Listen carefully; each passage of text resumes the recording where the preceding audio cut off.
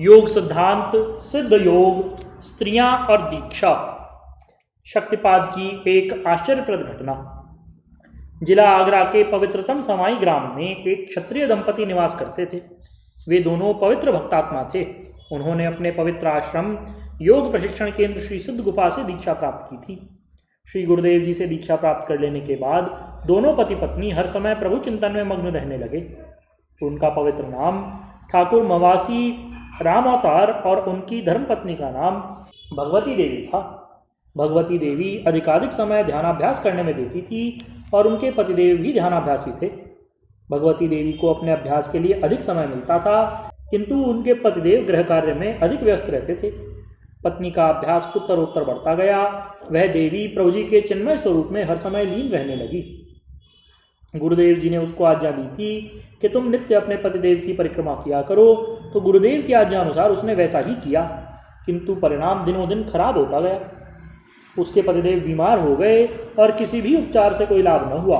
अंत में गुरुदेव जी के चरण शरण में जाकर के सौभाग्यवती भगवती देवी ने विनयपूर्वक पूछा कि महाराज, इनकी जीवन रक्षा का कोई उपाय बतलाइए। भगवती देवी की विनय सुनकर के गुरुदेव ने यथार्थता को समझकर आज्ञा दी कि देवी, अब कुछ समय के लिए अपने पतिदेव का न चरणामृत लो, न परिक्रमा करो, न प्रणाम करो। हृदय में प्रेम रखो, विनय युक्त रहो, आदर का भाव रखो, किंतु ये सब न करना। भगवती देवी ने श्री गुरुदेव जी की आज्ञा मान करके वैसा ही किया। जिस दिन से उसने अपने पतिदेव की परिक्रमा छोड़ दी, उसी दिन से उसके पतिदेव का स्वास्थ्य सुधरने लगा और वे बहुत ही थोड़े दिन में पूर्ण स्वस्थ हो गए। श्री गुरुदेव जी ने प्रसाद देकर उनकी ध्यान स्थिति को भी बढ़ा दिया। इस प्रकार मवासी राम की ध्यान स्थिति बढ़ जाने पर दोनों पति पत्नी एक ही नित्य चेतन स्वरूप में लीन रहने लगे। उपरोक्त प्रसंगों से यह भली प्रकार स्पष्ट हो गया है कि दीक्षा का कितना महत्व है और स्त्री पुरुष सभी का सामान्य रूप से दीक्षा लेने का पूर्ण अधिकार है। स्त्रियों के विषय में आमतौर पर जनता में इस प्रकार का विचार रहता है कि उनको किसी गुरु से दीक्षा प्राप्त नहीं करनी चाहिए, अपितु पति ही गुरु होता है। इसके अतिरिक्त और किसी से दीक्षा प्राप्त करना ठीक नहीं। लोगों की यह भावना केवल मात्र कपोल कल्पित ही मालूम पड़ती है। हमारे प्राचीन इतिहास में ऐसे बहुत से उपाख्यान हैं जिनमें यह भली प्रकार साबित हो जाता है कि स्त्रियों को अपने कल्याण के लिए यदि सामर्थ्यवान गुरु मिले तो आध्यात्म विकास के लिए दीक्षा अवश्य प्राप्त करनी चाहिए। स्त्रियों के शरीर में और पुरुषों के शरीर में अंतर ही क्या है? हाड़ मांस और चर्मादि के द्वारा प्रकृति से एक पुतला निर्मित हुआ है। लिंग भेद से हम उसे स्त्री या पुरुष कह दें, यह तो केवल मनमात्र की विडंबना है। वस्तुतः स्त्री पुरुष में कोई भेद नहीं। आत्मा न तो पुरुष है, न स्त्री है, न नपुंसक। केवल मात्र एक अमर ज्योति के रूप में विशुद्ध प्रकाश है जो हर शरीर को अपना अधिष्ठान बना करके चमकता रहता है। लिंग भेद से जिन नामों द्वारा उसको अभिव्यक्त किया जाए, उन्हीं नामों से वह व्यावहारिक होता रहता है। यदि उसको स्त्री कहा जाए तो उसके लिए स्त्रीलिंग के शब्दों का प्रयोग होता है और पुरुष कहा जाए तो पुल्लिंग वाचक शब्दों का प्रयोग होता है। तत्वतः पुरुषों के अंदर जो चेतना शक्ति है वही स्त्रियों के अंदर भी है। पुरुषों के अंदर जो मनन करने की शक्ति है वही स्त्रियों के अंदर है। पुरुष जैसे गंध ग्रहण करते हैं उसी प्रकार से स्त्रियां भी गंध ग्रहण करती हैं। पुरुष जिस प्रकार अपने आप को स्वतंत्रता पूर्वक सुखी रखना चाहता है, उसी प्रकार स्त्रियां भी अपने आप को सुखी रखना चाहती हैं। जब स्त्रियों का खाना पीना, सोना बैठना, बोलना चालना सब कुछ पुरुषों के समान ही है, तो पुरुषों के समान अध्यात्म चिंतन क्यों नहीं कर सकती? क्या उनको आत्मोत्थान का अधिकार नहीं? क्या वे लोग पुरुषों के समान ही आध्यात्मिक क्षेत्र में आकर अपने आप को पूर्ण रूपेण विकसित नहीं कर सकती? अवश्य ही कर सकती हैं। आसन, बंध मुद्राएं या पंचमेशवी योग मुद्राएं क्यों नहीं कर सकती? क्या उन लोगों को बिना शिक्षा के आध्यात्म विद्या प्राप्त हो जाएगी और क्या वे उत्थान कर सकेंगी? यद्यपि स्त्रियों को पूर्ण रूपेण पतिव्रता और पुरुषों को पतिव्रत होना ही चाहिए, तभी गृहस्थ में पारस्परिक सुख हो सकता है, अन्यथा नहीं। किंतु पतिव्रत पालन में गुरुदेव बाधक नहीं होते, प्रत्युत पूर्ण रूपेण सहायक रहते हैं, क्योंकि गुरुदेव का स्वरूप मनुष्य के विकृत मन के अंदर शुद्ध सात्विक प्रकाश को झिलमिला देता है। हमारे शास्त्रों में गुरुदेव की महिमा बतलाते हुए आचार्य लोग कहते हैं, गुकारस्त्वंधकार स्यात् ऋषभदस्तन निरोधक अंधकार निरोधत्वात् गुरुरित्य विधीयते। गु शब्द अंधकार का और रू शब्द प्रकाश का है। अंधकार को रोकने वाली शक्ति को ही गुरु शब्द से कहा गया है। इसलिए गुरुदेव अज्ञान अंधकार का नाश कर देने वाले हैं। अज्ञान अंधकार जब तक नष्ट नहीं होगा तब तक वासना का त्याग कठिन ही नहीं बल्कि असंभव है। जो लोग गुरुदेव के उस शुद्ध प्रकाश को नहीं पा सके उनका मन अज्ञान अंधकार के अंदर ग्रसित रहेगा ही, और तब तक मनुष्य को यथार्थ सुख की प्राप्ति भी नहीं हो सकती। हमारे आचार्यों ने स्पष्ट रूप से कहा है, दुर्लभो विषय त्यागो दुर्लभम तत्वदर्शनम दुर्लभा सहजावस्था सद्गुरो करुणाम बिना। अर्थात विषय त्याग और तत्व प्राप्ति अत्यंत दुर्लभ है। सहजावस्था प्राप्त करना तो बड़ा ही दुस्तर है जब तक कि साधक गुरुदेव की अनुकंपा को प्राप्त नहीं कर लेता। यदि वासना त्याग, तत्व दर्शन और सहजावस्था की प्राप्ति यह सब कुछ केवल मात्र पुरुषों के लिए ही हो तो ठीक ही है, किंतु यदि वासना त्याग स्त्रियों को भी आवश्यक है और तत्व दर्शन की उनको भी आवश्यकता है, सहजावस्था उनके लिए भी जरूरी है, तो सद्गुरु करुणा भी इन स्त्रियों के लिए आवश्यक है।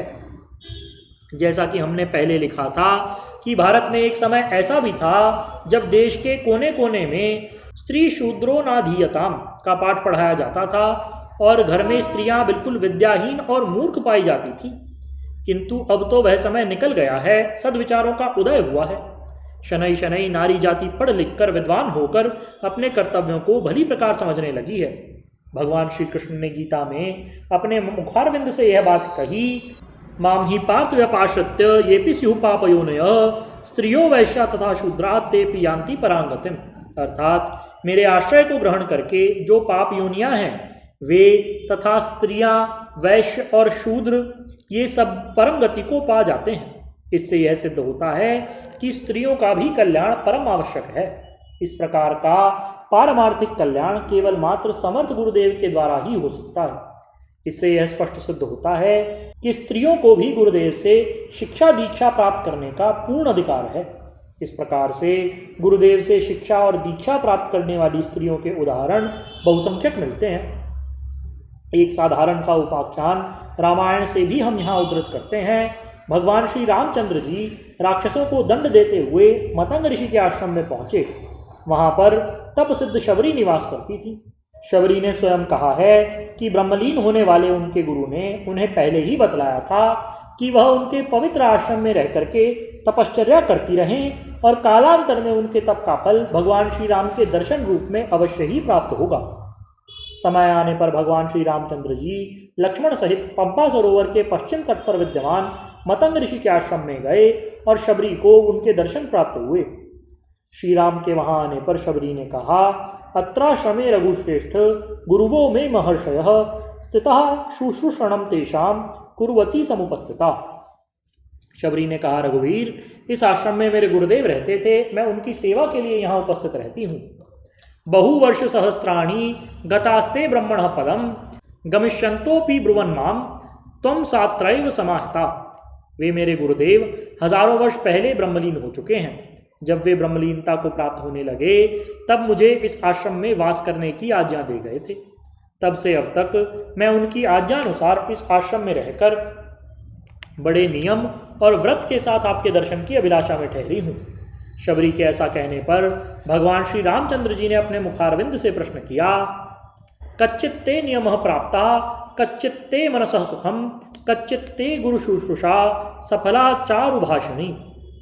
भगवान श्री राम ने कहा कि हे मृदुभाषिणी शबरी, बतलाओ क्या तुम्हारे नियम परिपूर्ण हैं? तुम्हारा मन सुखी तो है? तुम्हारी गुरु सेवा सफल हुई या नहीं? उसके उत्तर में शबरी ने कहा, अद्य प्राप्ता तपः सिद्धः तव संदर्शनान्मया अद्य में सफलम जन्म गुरुवर्याश्च पूजता।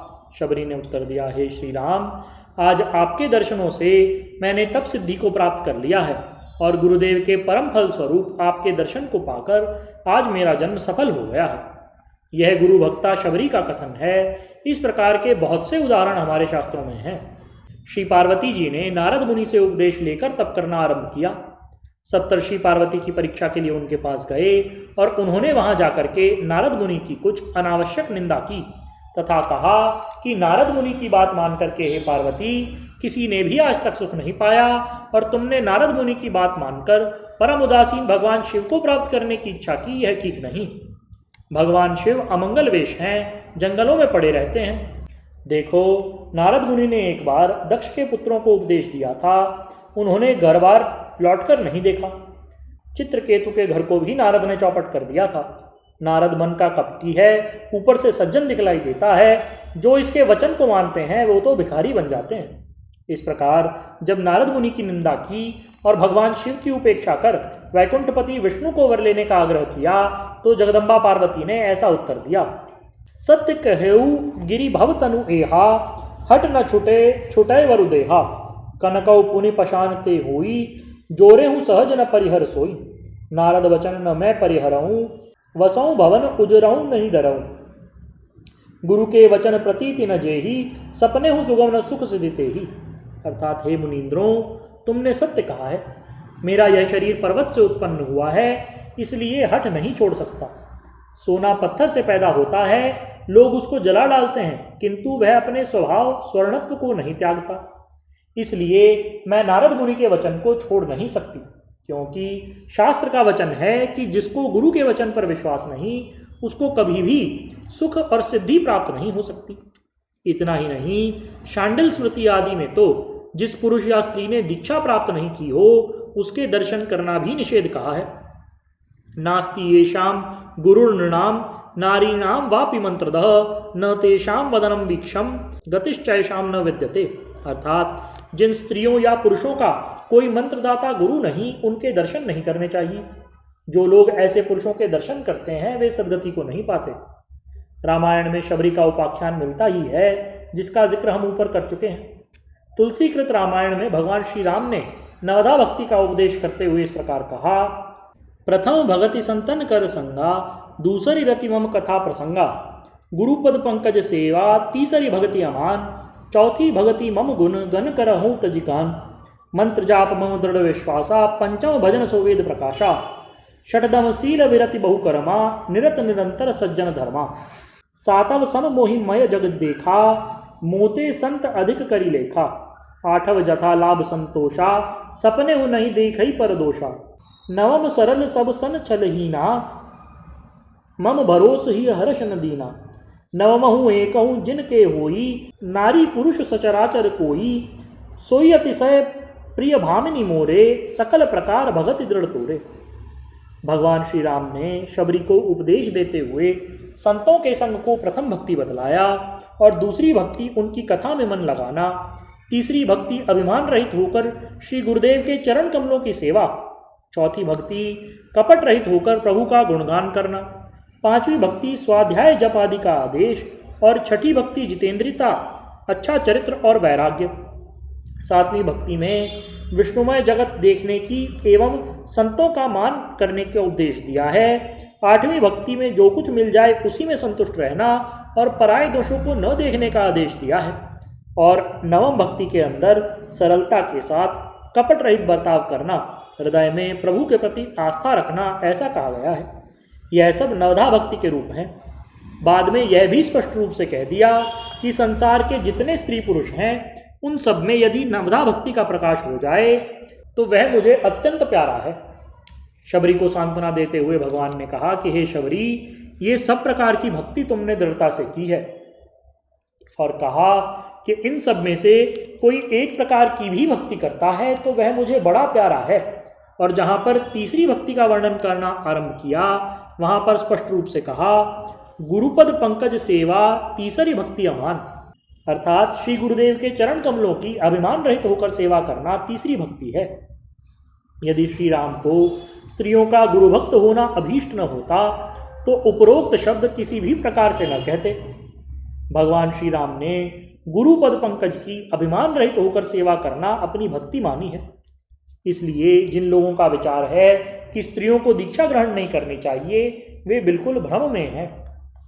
विचारणीय बात एक ही है कि स्त्रियों को पति परायण रहना चाहिए।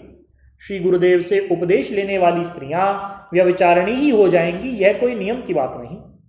जो स्त्रियां रस भरे नग्न नृत्य देखती हुई व्यभिचारिणी नहीं हो सकती, जो युवती युवा लड़कों के साथ सहशिक्षा को प्राप्त करती हुई व्यभिचारिणी नहीं हो सकती, वह गुरुदेव के पवित्र चरण कमलों में आकर के ही भ्रष्ट हो जाएगी।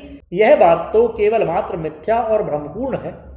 हमारे पुराने इतिहास में इस प्रकार के प्रमाण भी बहुतायत से मिलते हैं कि समय समय पर सधवा स्त्रियों ने और कुंवारी कन्याओं ने भी समर्थ गुरुओं से मंत्र प्राप्त किए और अपने जीवन को पवित्र एवं सफल बनाया।